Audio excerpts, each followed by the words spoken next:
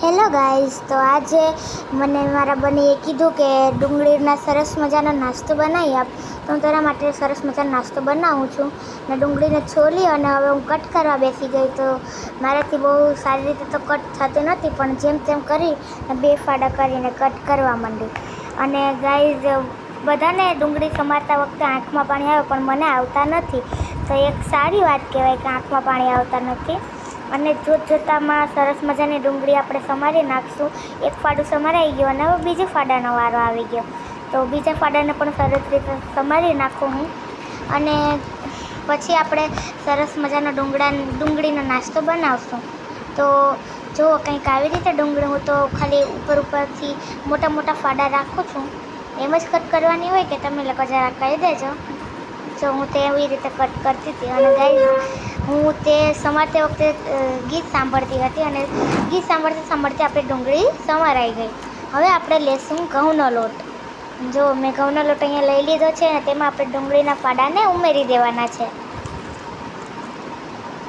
જો કંઈક આવી રીતે હું ઉમેરી દઉં અને પછી આપણે તેમાં મેથી અને થોડોક એવા મિક્સ મસાલો નાખીશ. અને મિક્સ મસાલાની રેસીપી તમારે જોવી હોય તો એ મેં પહેલેથી જ વિડીયો નાખી દીધેલો છે, તો તમે જોઈ લેજો. અને પહેલાં આપણે નાખી દઈએ થોડીક એવી મેથી. તો જો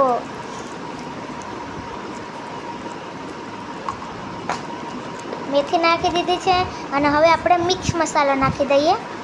તો જો હવે નાખી દઉં હું ચમચીથી. 1 ચમચો નાખવાનો છે ખાલી. હા, તે નાખ્યા બાદ એમાં આપણે થોડુંક એવું પાણી નાખી અને સરસ રીતે ડો બાંધી લેવાનો છે. તો હું પાણી તે આપણે ડોઝમાં જેટલું જોઈએ એટલું જ નાખીશ. વધારે સાવ ઢીલું નથી રાખવાનું, બહુ કડક પણ નહીં ને બહુ ઢીલું પણ નહીં, મીડિયમ રાખશું આપણે. જો કંઈક એવી રીતે આપણે મીડિયમ રાખી લઈએ. અને હવે આપણે તેને મિક્સ કરી લઈએ.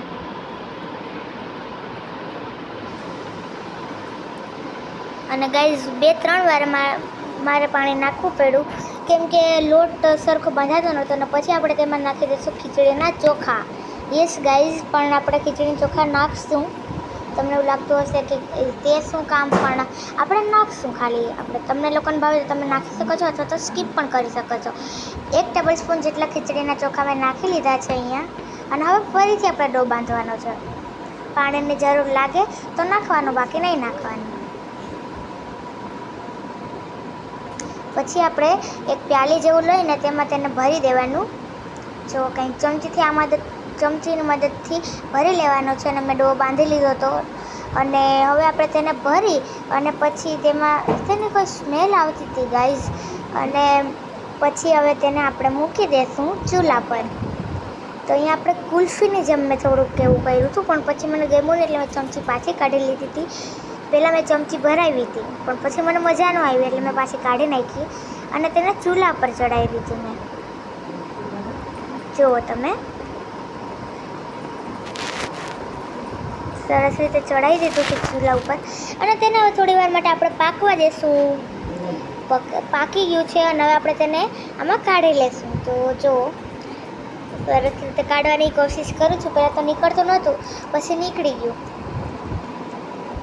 જો એવી રીતે પછી છે ને આપણે બધા જેટલો લોટ હતો ને તે બધાને પ્યાલીમાં નાખી અને આપણે તેવી રીતે કરી લઈશું. હવે આપણે બનાવવાની છે તેના માટે ચટણી. તો ચાલો ચટણી બનાવી લઈએ.